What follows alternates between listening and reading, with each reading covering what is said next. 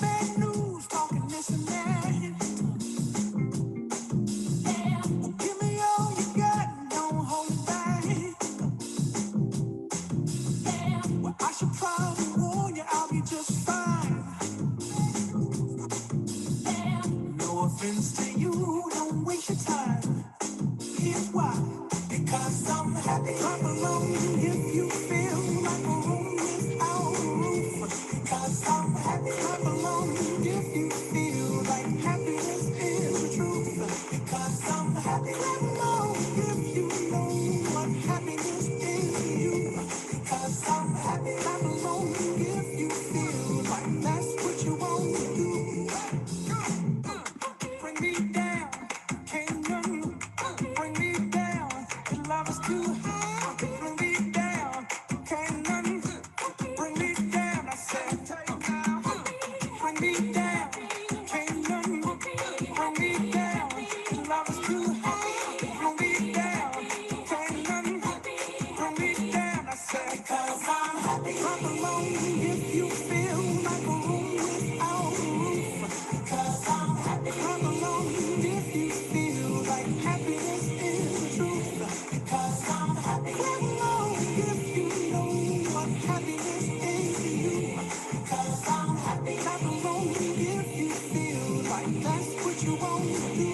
Because I'm happy. Clap along if you feel like a room without a roof. Because I'm happy. Clap along if you feel like happiness is the truth.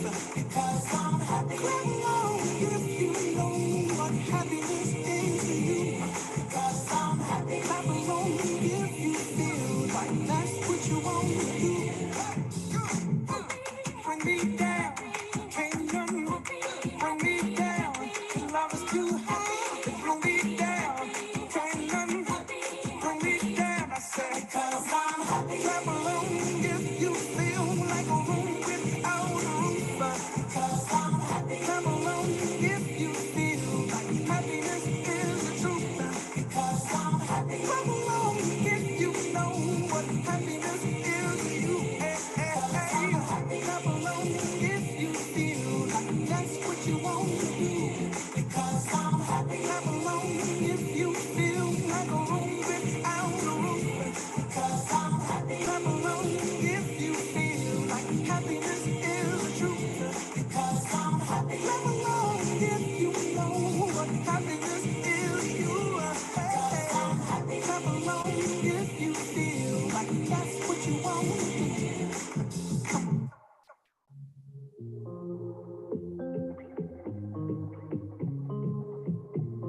Thank you so much for tuning in. And then we'll see if anyone joins as well. But thank you so much, Reverend Hamilton, for being here for Community Conversations. For everyone watching, the purpose of Community Conversations is to ensure that the community gets to be well acquainted with those who are running for office. We have town halls in which communities get to engage with those running in policy issues, but it's really important that people understand who's running. And so these community conversations are to do just that. And today we have with us Reverend Wendy Hamilton, who is running for the US delegate seat. I would love, Reverend Hamilton, if you would just take some time to just talk about yourself and why it is that you are running. Well, thank you so much. I'm honored to be here as always and have opportunity to share with DC residents about who I am and why I'm running for this particular role. So thank you, Ms. Williams, for the opportunity and the invitation. I'm Reverend Wendy Hamilton. I'm a mother, I'm an ordained minister, I'm a new grandmother. I'm a graduate of Howard University 2 times. I got my undergraduate degree and my seminary degree from the Howard School of Divinity. I'm a social justice advocate, and I'm a very proud Ward 8 resident of Washington, D.C. I am running for the delegate role because I love this city and I want the opportunity to lead DC into its next chapter. I am someone who is connected in a way that I feel could be very beneficial to my representation in Congress for DC. And when I say connected, I'm not talking about to politicians or people I know or anything of that nature. I'm not a politician, and I think that's a good thing. I'm beholden to the people, but my connection is to this city. While I was pastoring about a year ago, well, just prior to the pandemic, it's almost been 2 years now. The small church I was pastoring, Open Door Metropolitan Community Church, was going through some ups and downs and some decline in membership and attendance and monies. And so we ultimately made the decision to close. And so I'm not currently pastoring, but that left me in a place of, okay, God, what's next? And I've always been a servant. I've always been drawn and called, I believe, to what my next role is. And public service is ministry. And so that's where I find myself. My day job, I do have one of those, however, is in DC public schools. I work as an attendance and truancy counselor at Brooklyn Middle School in Ward 5. And though I work in Ward 5 on Michigan Avenue, we get kids from all 8 wards because, we have the DC lottery for those who are familiar with it. And so my experience in the last 7 years now in DC public schools has ingratiated me to this community in a way that most folks who live here don't get the opportunity to have. And I'm blessed and grateful for it. I love my babies. I love my families. I've gotten an opportunity to represent them in terms of helping them overcome obstacles that, prevent them from coming to school on a regular basis. And some of that can just be not getting up on time, but some of it can be we've just been displaced. We've lost our home and we're in a shelter, and the shelter that they're putting us in is across town. And I still want my baby to go to your school. So I've got to find the resources to get the children here. It can be hunger. It can be any number of things, but it has given me the opportunity to work with our families and our city to know what's available, what resources do we have, and where are we lacking, and what do we need? And those are the kinds of experiences and voices I think I would bring to this role. And so that's part of the reason I felt called and equipped, if you will, to run for the delegate role. Thank you. Thank you. And as I understand, you live in Ward 8. So I have a similar situation where I live in a different ward. So I live in Ward 1, trying to get back into Ward 5. Okay. And I work at schools. We actually have like 3 campuses, Ward 5, 7, and 8, Rocketshire Public Schools.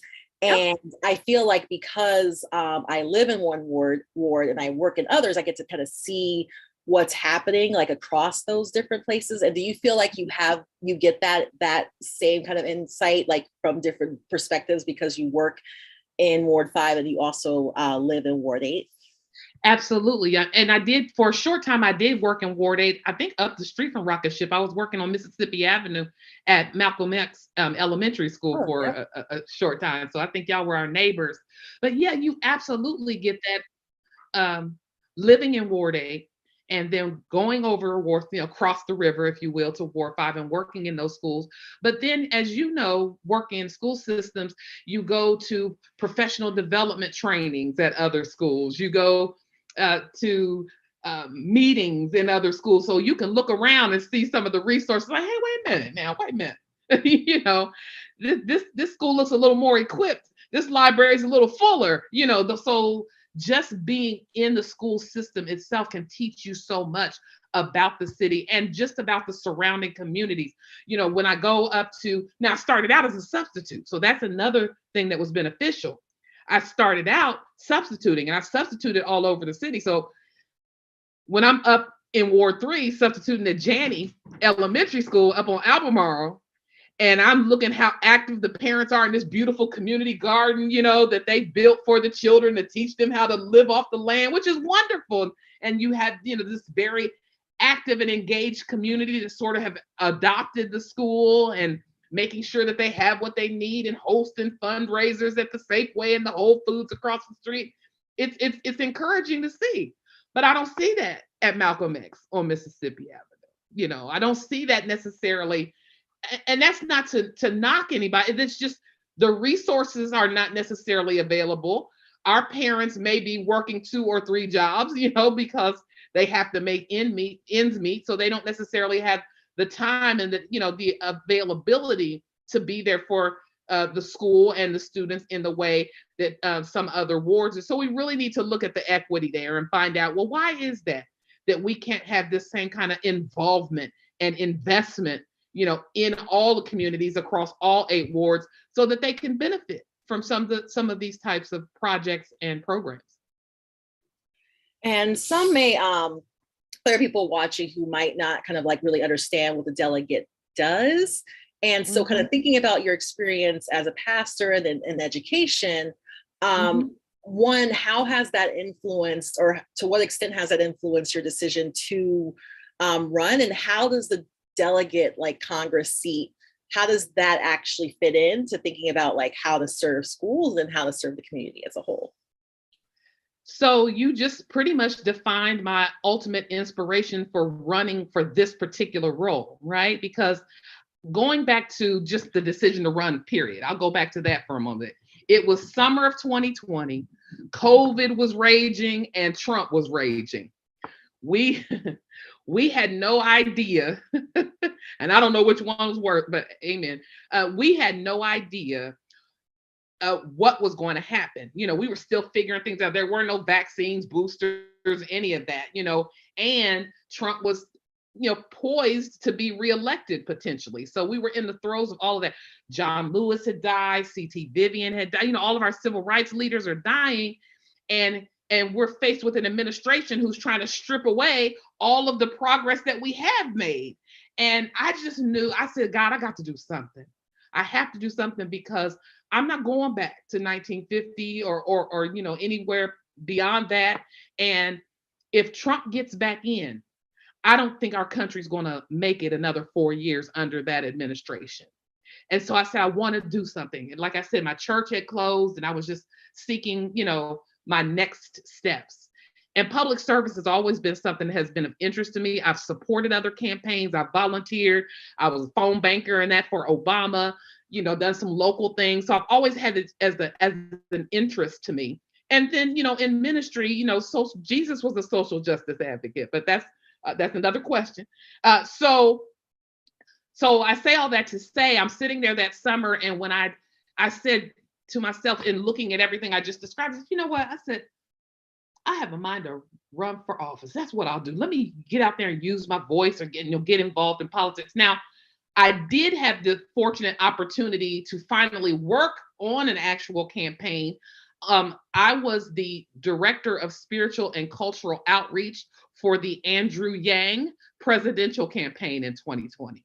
So that was my first official opportunity to serve as staff on a campaign with a candidate and get to see behind the scenes and get to see how the sausage was made. It's a little bit different on the other side, jumping on planes to go to Iowa in the middle of winter and down to Georgia and all of that. So I'm sitting there and I prayed about it, and I sought counsel, because God does give us wisdom. He calls us to do things and he helps, confirm it through people. And I said, I think I'm feeling led to run for Congress, or just run for office. Okay, all right, good. So where are you? You're in DC. So what office do you feel most drawn to? Well, I feel most drawn to the type of role that is similar to what I do, one that advocates for the least of these, one that speaks out on behalf of the masses, one that represents those who feel like they have no voice. And that for me was Congress. That was the delegate role, because some people said, well, why didn't you do mayor? Why didn't you do city council? And I said, well, those are admirable jobs, but that's a different skill set. That's more administrative. That's more executive tasks. That's not necessarily my strengths. I'm not a big budget manager. I can't keep the fire chief and the police chief from strangling each other in the meeting. That's not where my gifts lie. But if you want me to use my voice, and that was the other thing, once I decided on the delegate role, then the question became, do you really want to run for a role where you have no vote? Because running for office, it's not something you just wake up one morning and say, you know what, I ain't got nothing else to do. Let me just run for office. Like, who puts their life, because if I'm going to run, I'm going to run, right?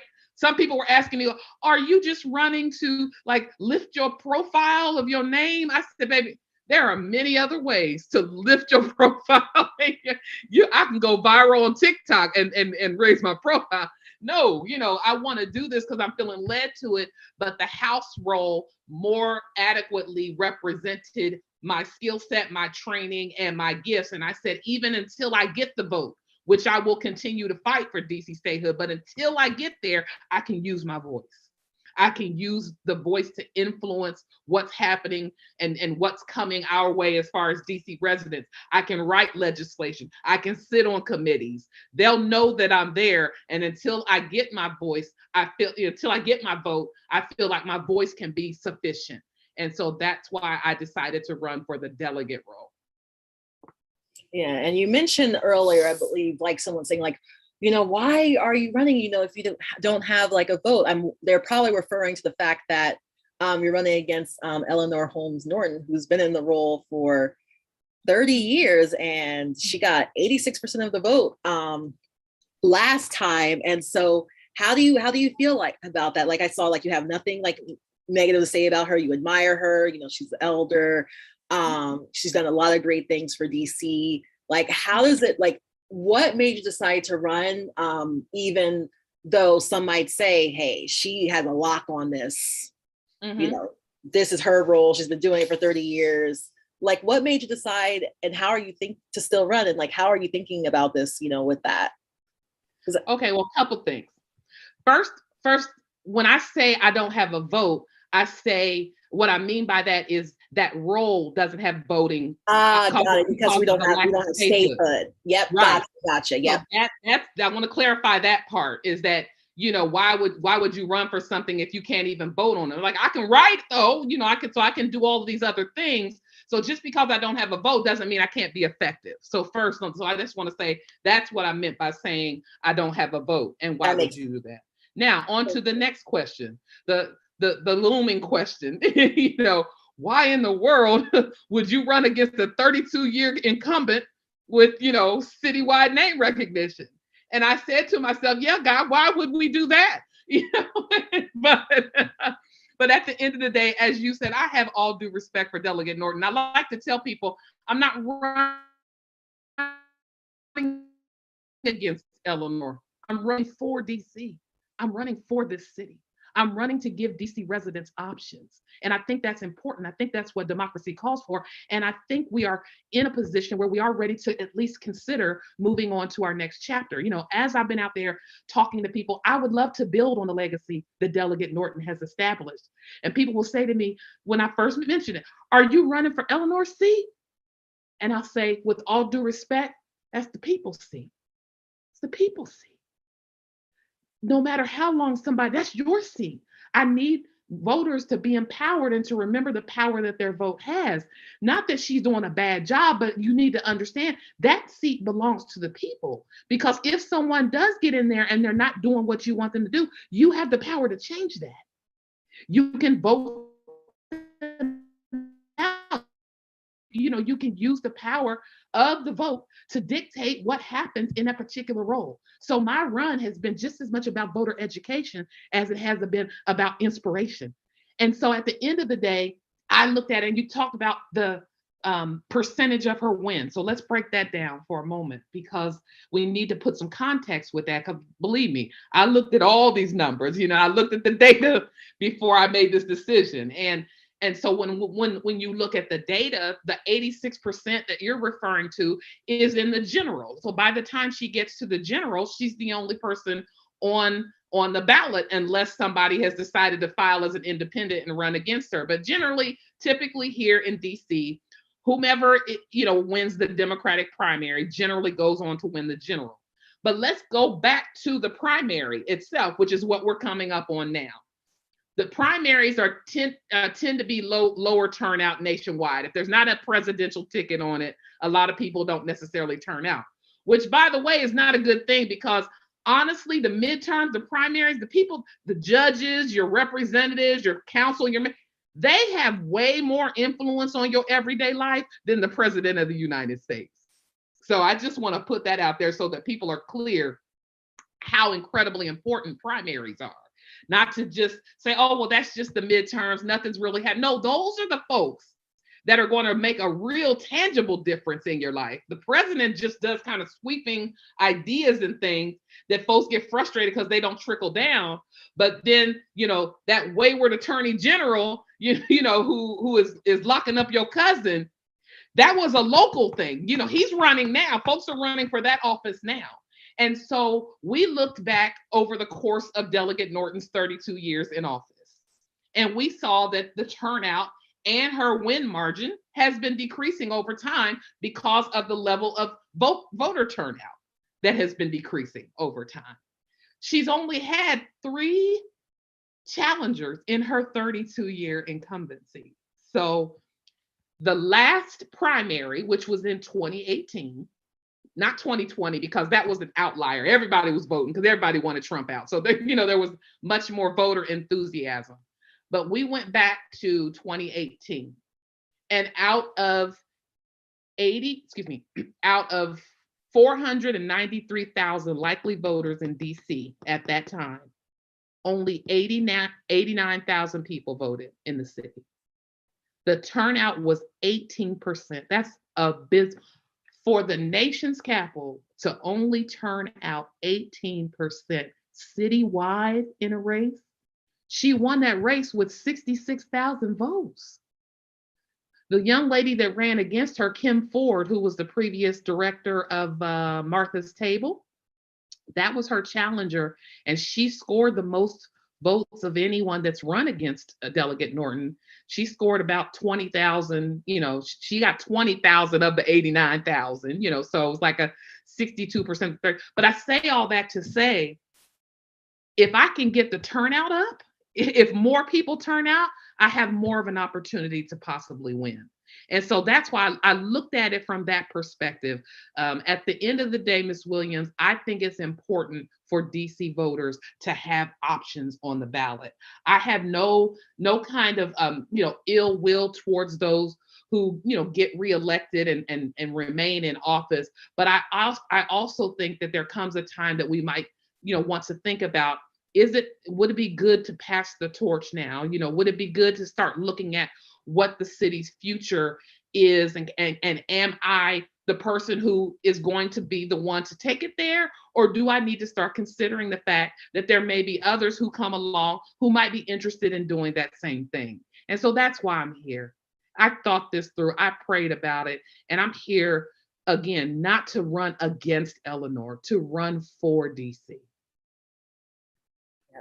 I really appreciate all of that.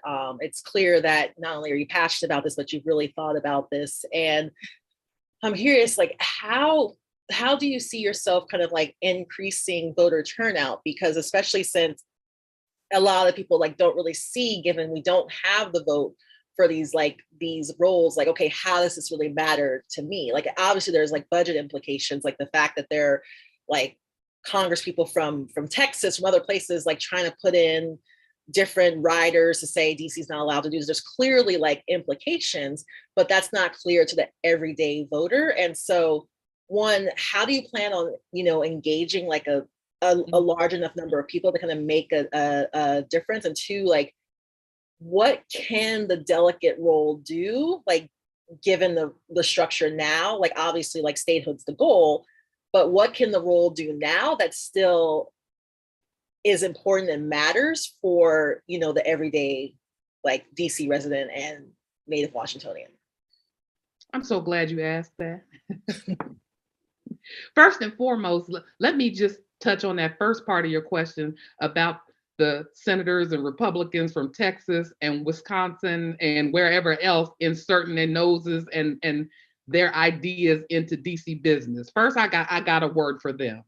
Not on my watch. We're not doing this. You're not going to sit over there and dictate to what, to us,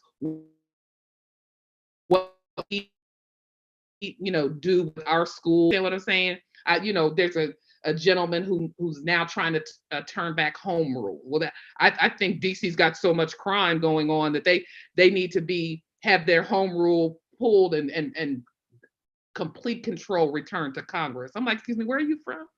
New Mexico. What's going on down there? You know, and Ted Cruz, I'm writing a bill to prohibit critical race theory from being taught in DC public schools. Ted, have you been in a DC? Have you set foot in a DC public school? I know you was in Cancun while your people was freezing. Have you come? Don't. First of all, y'all don't even come across Pennsylvania Avenue into DC. Y'all are Washington. That's another thing I tell people. Part of the reason I'm running is because all the time when you hear in the national news people talking about Washington, they're talking about the swamp and it's. I said, listen, that y'all talking about what's going on over in Congress and that. I said, there's a separate city, there's a separate part of us, the 700,000 culturally diverse, blooming residents who have our lives, who just, trying to get by like everybody else. There's a Washington and then there's a DC, and I'm running for DC. And so you're not going to put your mouth on DC and you ain't never even been in there. You won't even come, like I said, north of Constitution Avenue to even see what's happening in our city. So that was another sort of motivation for me to run. But the more important question that you asked was, how does the delegate role translate into everyday life? How in my education of the average voter have I tried to stress what that can be? And that is, when I made the decision to run, I started early because I also understood that if you are going to run against someone who's been in office for an extended amount of time, you have to give yourself a head start. So I launched in January of 2021. So I want you to know I've been on this campaign trail for 15 months, talking to DC voters, walking the streets, I had so many Zoom meetings. I had to be out there getting my, my signatures on the ballot and everything. But one thing that was clear to me was I want to be able to demonstrate to DC residents the potential of what this role can be. Because there are a number of things and ways that we can, as delegate, as representative, have a tangible impact on the lives of DC residents while we are in office. And so while Delegate Norton has spent most of her career focusing on statehood, and that's certainly a priority for some, because as I started having conversations with some residents are like, I don't know about this statehood thing, Reverend Wendy. I mean, it sounds good and everything, but how's statehood going to put groceries on my table? How's statehood going to put gas in my car? And I hear that, right? And that's real. And so they have, they have a right to have their feelings validated on that. I said, I hear you. I said, that is exactly why I would like to run on statehood, but also other tangible solutions that we can bring to DC residents while we're waiting for statehood to manifest. So how about getting some money in your pocket? Could you use some money right now to help you get, through this pandemic? I don't know anybody that couldn't. Well, my platform has a universal basic income program on it. That's a monthly payment, recurring payment of $1,000 a month to help every DC resident move from survival mode, which we're mostly all in, to thriving. We have the money in government to pay for a universal basic income, just like we sent out the stimulus checks, just like we sent out the child care tax credit, which lifted children out of poverty. Many parents, their whole trajectory changed just knowing that they had that $300 a month coming in to help, with the bills and with children. And so we've demonstrated that we have the money to pay for that. I want to write that legislation because that's something I can do. I may not be able to vote on it, but I can write it. And there have been a lot of universal basic income pilots all over the country that have shown how successful this program can be, not only in lifting people out of poverty, but also stimulating the economy. Because guess where the money goes? Right back into the economy, right to the grocery store, buying food, to getting much needed car repairs, paying for childcare. So it's a win-win. And we're going to begin to talk about how much money is saved. Poverty is expensive.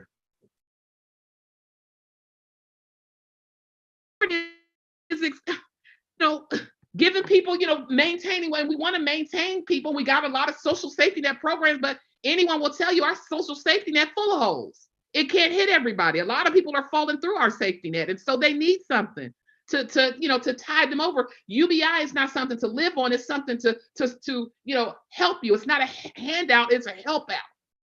We used to do that in this country. So UBI is one of the policy platforms that I could and would introduce for DC. But then there are other things I actually put together on my website. If you'll check it out, RevWendyForCongress.com.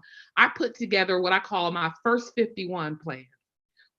Things that I would endeavor to do in my first 51 days as delegate. And of course, I chose 51 because we will be the first 51st state at some point. In my first 51 plan, I say that I'm going to continue the fight. I have it right here, so I'm just going to look at it because I don't have it in my head all the way, but it's right here. I'm going to continue to talk about statehood because I think statehood is important. And I think that a lot of people don't know what a delegate can do and what the representative role can do because they've never seen it actually in its fullness. And that's what excites me the most, is the opportunity to demonstrate. I also think that showing people the power of what this role could be would strengthen the statehood conversation.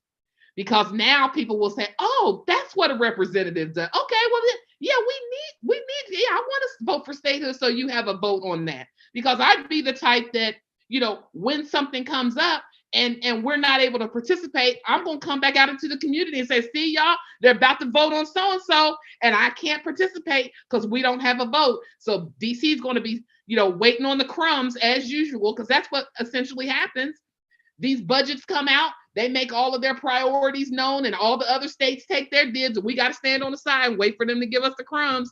And that's why we need statehood. So I'm going to continue to educate and rally residents around statehood. My education policy talks about expanding vocational and trade training, bringing that back. All of our kids, are not going to go to college, and that's all right. But they have cultivatable skills that can be, turned into a living wage. Not only could they become contractors or work for companies, they could, start their own business. I'd love to see vocational trade training brought back with an entrepreneurial track so that they could also make some money. We all know plumbers and electricians getting paid right about now. They are in high demand. And I remember Congressman Jim Clyburn said, every doctor is going to need a plumber and every lawyer is going to need a mechanic. I said, amen. So I want to see that. And, UDC does offer a workforce development program right now, and it's free to DC residents. But you have to graduate or have your GED in order to participate. I want it to come back to high school. I might even stretch it back to 8th grade, to middle school, because I've seen the faces of my 8th graders light up.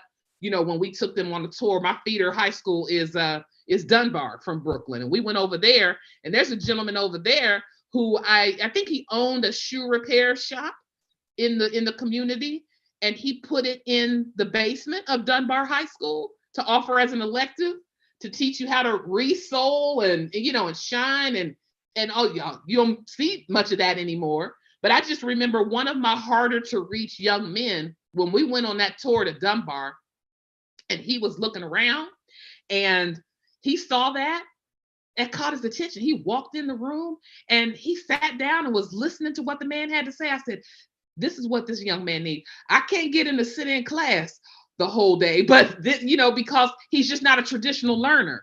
But you give him something that engages his mind and his creativity, he'll sit there with you all day. And so that's why I'm saying we need to bring these programs back and make them, because our highest dropout rates in DC occur in the 9th grade.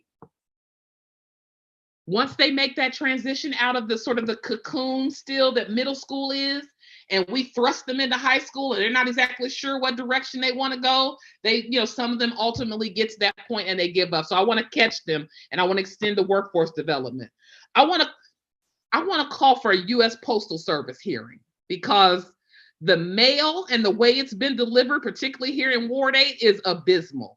And people's, medicine is late. And the new Postmaster General, Louis DeJoy, I don't know why he still has a job, but, around election time when he was slowing down ballots coming to different places. Well, the Postal Service, that's the delegate's role. That's the USPS, that falls under me. So that's something that can make a tangible difference. Not only does U.S. Postal Service fall under the delegate role, so does the National Park Service. Have you taken a look at some of the national parks around here? Fort DuPont, places over here, all west of the river looking nice. Some of those, they're well kept. You come over here and they're run down. There's drug trades and stuff happening in the park.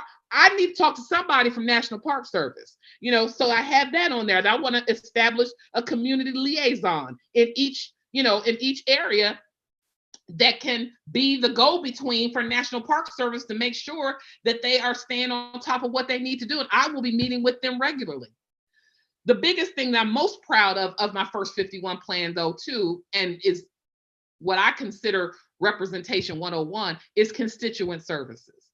And one of the reasons why people, I don't believe, really know what does the delegate role actually do or how could it impact me is because we don't have at this time constituent services offices across the city, satellite offices.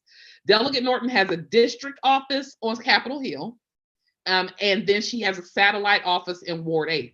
Constituent services offices are your connection locally to the office federally. Every ward needs a satellite office so that they can walk in and say, could you please, look, I'm just going to claim, could you please tell Delegate Hamilton that this, and this is going on in the city and we need her federal intervention. And then they in turn can communicate to me, or I can come out to the office so that we are still always connected.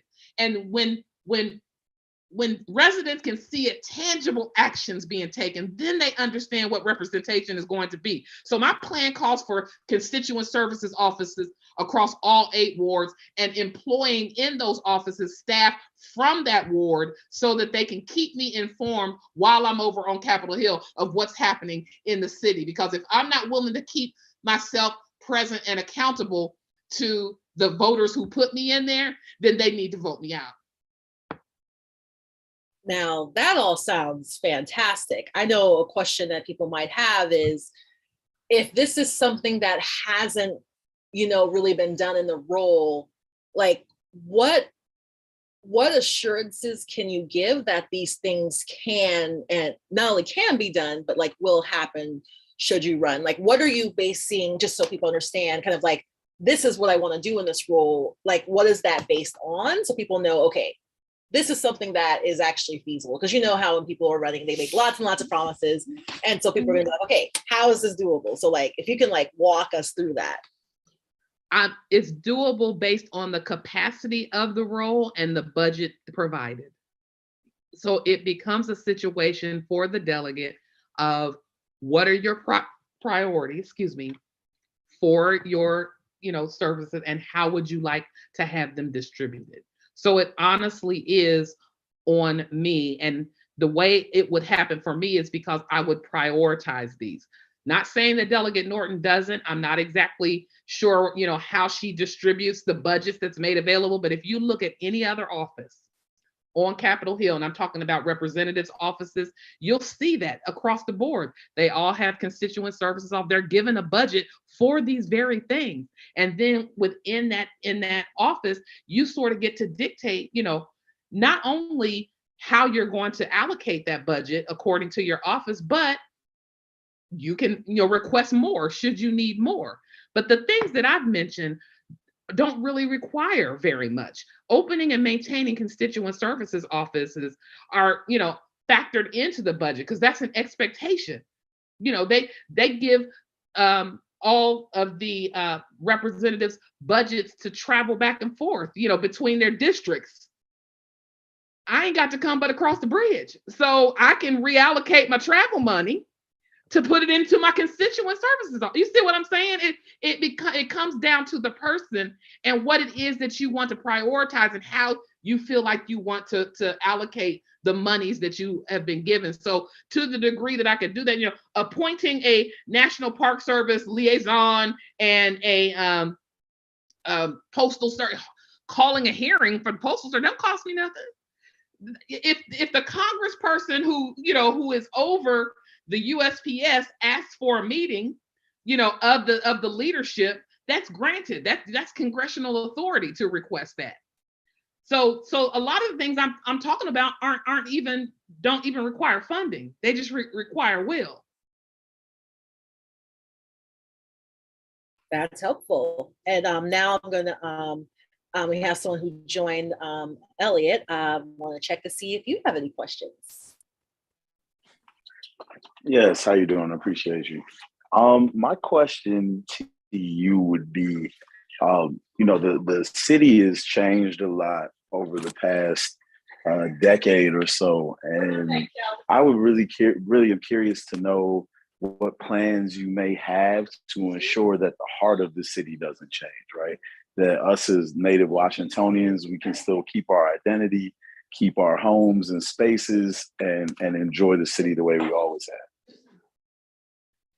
Thank you for that question, Elliot. And the best way to do it is to invest in the people who are still here and equip them with the ability to be able to remain, to maintain the culture and the connection and the residences. And so that it's a very broad question, but there's a number of things that have to be done. First, of course, we have to look at affordable housing and what's going on in our city and why so many of our residents are being displaced. The developers who are coming in, being invited in and given these unfair deals are not being held accountable or not being asked necessarily to consider the city and the culture and what we need to remain. They're making promises about, well, we're going to develop this and we're going to include X amount of affordable housing units. But somehow their definition of affordable and mine, and I'm sure yours and others, is very, very different. Because what they are calling affordable is not even in the ballpark for many of affordable. Not even close. Okay. Even close to affordable. Yeah, So, no, I totally agree. Yeah, so we have to, find ways. What I would do is delegate. Now, it's not a lot that I can do in the federal role other than partner with folks on the council to make sure that we are digging down into the details of the plan for this city and being honest and forthright about protecting the aspects of the city that we want to remain.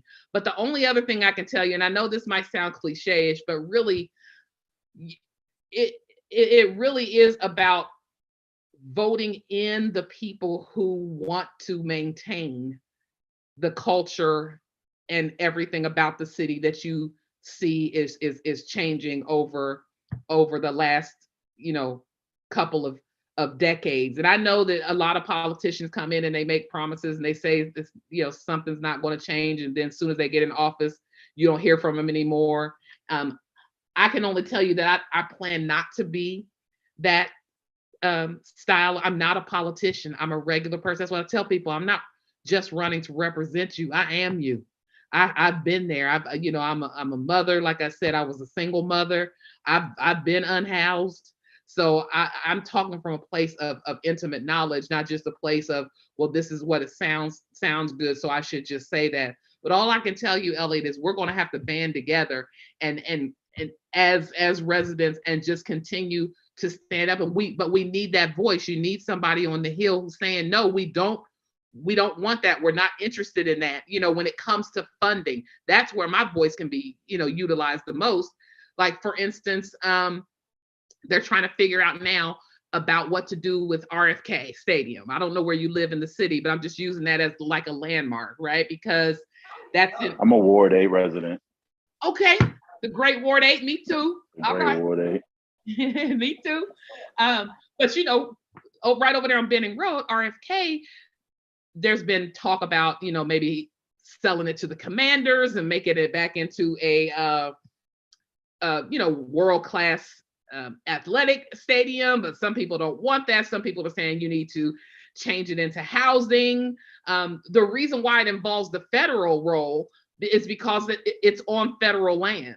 And so, I do have a say-so, if you will, in what is developed there. For me, now I've heard other plans for it, which I think are great, is maybe turning RFK into a world-class indoor athletic facility for our kids. because our like a year-round place where they can train and play baseball and do weightlifting and things like that, because there's nothing like that that exists. Particularly all the things that we have are mostly outside and outdoors, and so during the wintertime, kids don't have a place to go play. So some kind of 24-hour, state-of-the-art training facility, something like that. But I will also, tell you some. Oh, I'm sorry. go ahead. No, go ahead. No, I was gonna say that I worked for the Department of Parks and Rec for years, and I actually was the manager of the Kenilworth Recreation Center when it reopened. Okay. And I will tell you that the Kenilworth Parkside is a huge federal land that would be ideal for something like that. Like I know that that space for RFK has its limitations because of physical space, but I mean Right. your idea for that type of place would be perfect. I think DPR still has maybe like 20, 30 years left on the lease for the Parkside land, but it's Mhm. sat unused for about 40 years, right? So maybe time to look at reallocating that as well to the type of facility that you're talking about. And so what you just did, Elliot, thank you for that. You just demonstrated what a representative has the power to do when they are connected to the community and know about that. Because I didn't necessarily know about that piece of land that you're talking about. But if I was out having a town hall, which I would do regularly, and have you say something like that to me, when it comes time to talk about budgets and where to redirect money or what the plans are for that, for those monies, that's something that can be included in the conversation. And it would be my role to be able to do that. So that's the kind of representation that I want to be able to, and that's the voice that I'm talking about. Not just me coming with my ideas of what I think would be good. No, I'm coming back to you. Let me tell you what the residents said. I was at a town hall and Elliot Brown said that there's, this federal land, I would go back and study it out and say, if we want to do this, here's some other places in the district where we could create these spaces, for, these world-class training. We want kids off the street, give them someplace to go. And so that in essence is what the representative role can do. And that's what I'm looking forward to giving people the opportunity to see. Thank you very much. I appreciate it. You're welcome. I hope that answers some of your questions. No, absolutely. Absolutely it does. Appreciate it. Thank you. Now, thinking about like kind of like loving kind of like your approach, and especially kind of like being really connected to the community, really enjoyed hearing all of that. I'm curious about, for you, do you have any particular indicators in mind for if this happens, like you're in a good place in terms of the like election and the primary? The upcoming one, or are you talking about right now? Yep. Like if you have kind of indicators where you're like, yes, I'm in a good place. Like what does it look like? I'm in a great place because people know I'm running. And I say that because seriously, because you look back to 15 months ago and nobody really knew who I was. I mean, I had a launch, I let people know. I've got my own sorts of relationships, but I wasn't a part of the DC establishment, the core folks that normally are running for your offices and things like that. And so I came as this outsider. People are like, oh, who is she? And what's she running for? And all that. And I'm like, I'm harmless. I'm Wendy. I'm a reverend. I'm safe. I just have a lot of energy, and I love to sit. And I've got my own relationships. I've got my own track record. Check. You want my receipts? I got them. But just because I didn't come through the traditional, I like to say, just because you just met me doesn't mean I just got here. And so I went from that place. But I also understood that in order to run in, for office in this city, you wanted to get to know the political establishment and those that were in power and stuff like that. So as I told you earlier, I've been on more Zoom meetings and Ward 8 kickball tournaments and fish fries over at MLK Deli and bar mitzvahs in Georgetown. I've been everywhere because I've worked all over the city. That was another thing. You know, I went to Howard. So, you know, I went to Howard and lived in Ward 1 while I was, you know, at Howard. I came here at 17 years old. I am, you know, I was originally born in Ohio. And so I came to DC at 17 years old and I stayed. I fell in love with the city and I stayed. And I was 17 a long time ago. And so I stayed in the city. So I call myself a non-native Washingtonian. But anyway, but over the course of my almost 30 years in this city, I've lived in all of it. You know, I worked as a chaplain at Georgetown University with their students and at the hospital. You know, like I said, I work in Ward 5. I live in Ward 8.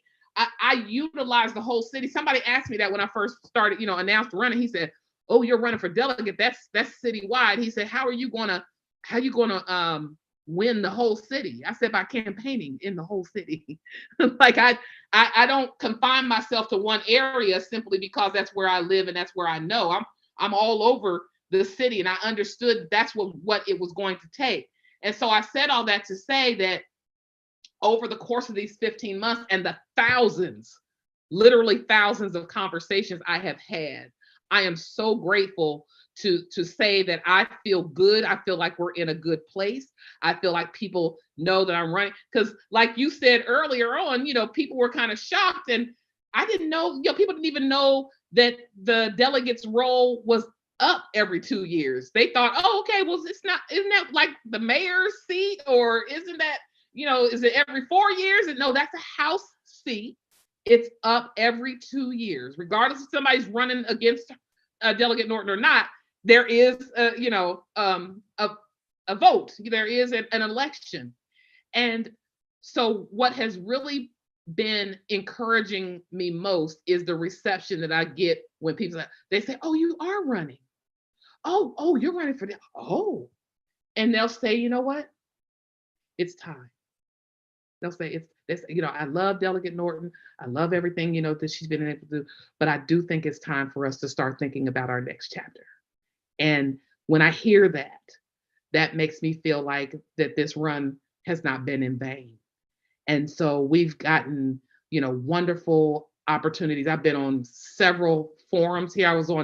I've been on 3 forums thus far with Delegate Norton, with the DC Women in Politics, DC Latino Caucus, and then most recently the Future Foundation, which is a youth group out of Ward 8. I was on their youth forum last week, and they have no cut cards, okay? That was not your average forum. They was coming like, look, you know, when's the last time you had a conversation with a Ward 8 teenager? I'm like, today? What? I work in the middle school. I had one in my office today. What? So, but no, we feel good. Had a great article done on us in the Washington Post last month, which was really well received. And then just here, even recently, I don't know if you've seen my mug on the news here over the past couple of days, but I was down at the Supreme Court because listen.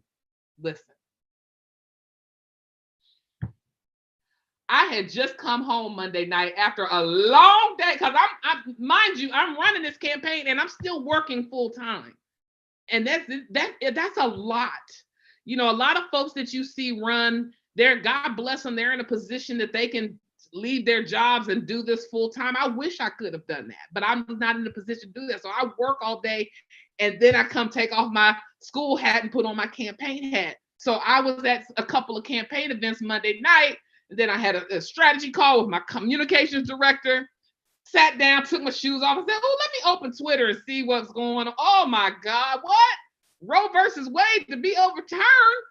I said, let me put my shoes back on. I'm going to the Supreme Court. They're not doing this, because they've been chipping away at our rights, you know, over and over, you know, these years, but they always kind of said, we're going to stay away from Roe though, right? Because we know that if we do that, that's going to unleash a hornet's nest. So to find out that behind the scenes somewhere, they had already voted to overturn it in a draft back in February, and you weren't going to tell nobody? Oh no, we're not letting y'all get away with that. But even more so, it moved me because it speaks to DC statehood. Because what can happen is that, you know, we right now without statehood, the federal government has an undue outsized influence in our laws and our budgets. They sign off on everything. So if Roe versus Wade were to be overturned, other states are in a position where they can protect themselves. They can codify it in their own state constitution. California spoke up that night and said, oh, no, you won't. We're going to codify it and make it law in Cal. So it won't apply necessarily in some of these states who have active legislatures and they can blunt the impact. We don't have that because we're not a state. So whatever the government decides, so goes DC. So let's say they overturned Wade. Let's say they, went through with it, overturned it, and then the Congress was taken over by the Republican Party. The Republican Party could vote that day, okay, we're banning all abortions in DC, all Planned Parenthood, all family planning services, completely outlawed in DC. The government could do it, and we couldn't do anything about it because we don't have statehood. So for me, I had to go raise some heaven at the Supreme Court the other day. And because of that, it has brought an international attention to the fact that I'm running, but not just about for me, but so that people around the world understand now how important DC statehood is. So I'm grateful. Do I know how the race is going to turn out? I don't know. We'll see. But I would rather let the people decide than just nobody run at all and people feel like they just have to settle for the status quo. Wow. Well, that is a hard thing to top. That was, whew. But I want to make sure we're at a time. I wanted to make sure to give you some time to kind of give, like, let's say someone only listens to the last minute or so. You give them the summary, the elevator pitch about you. Look, let me pull up my closing remarks. Hold on. Do I have them over here? Lord have mercy. Are they over here? Let's see. I usually have some closing remarks on standby. I'll pull them out on my phone. Got them ready to go. Yeah, I'm running for office. What do you expect? Okay. Thank you so much for allowing me to come tonight and just share from my heart. And what I hope more so than anything else is that people got to know, just kind of who I am, what my motivation is for running. And I hope that you will consider voting for me. That's my ask tonight. I know that I could ask for money or donations and, follow me on all social media, Rev Wendy for Congress. I'm on LinkedIn, Snapchat, not Snapchat, Facebook, LinkedIn, Instagram, Twitter, and TikTok. They got me dancing on TikTok.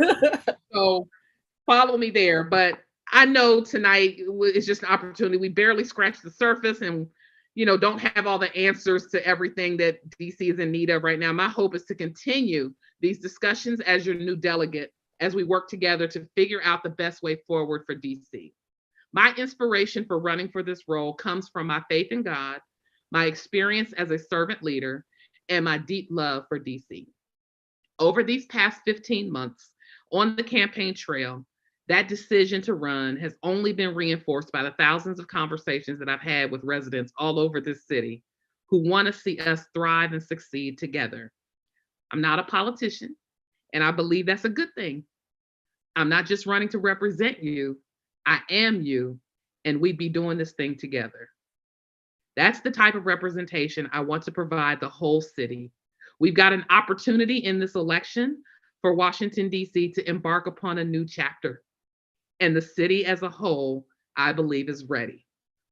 I'm ready. All I need to be given is a chance. As I said at the beginning, I'm Rev Wendy Hamilton. I'm a proud two-time graduate of Howard University and an even prouder Ward 8 resident in DC. I'm running for Congress because DC deserves options on the ballot and because that's what democracy calls for. I'm running to show DC residents the potential of what this role could be and to strengthen their desire for and their understanding of DC statehood in the process. Ward 8, DC, it's time for a new voice, a new vision, and new possibilities. I'm ready. You're ready, I hope. All I need is your vote on June 21st. We can do this because it's time. Thank you so much, Reverend. It was truly a pleasure talking to you, and so glad that your store like connected us, like so Yeah. that we could. This has been great. Like just like you said, like I didn't like. You're like, hey, you need to talk to her. She needs to be, part of these, and that's how your name's out there. And I, wish you the best of luck. This is, I'm excited. Like I learned a lot of stuff about the delegate role I didn't even know about. So All right, and I'm excited to share that. I want people to know that so they can know that there's a lot of things that can be done. awesome. Well, thank you so much, Reverend. All right. This is Good Community Conversations. And thank you for joining us all on the Zoom and on YouTube. Good night, everyone.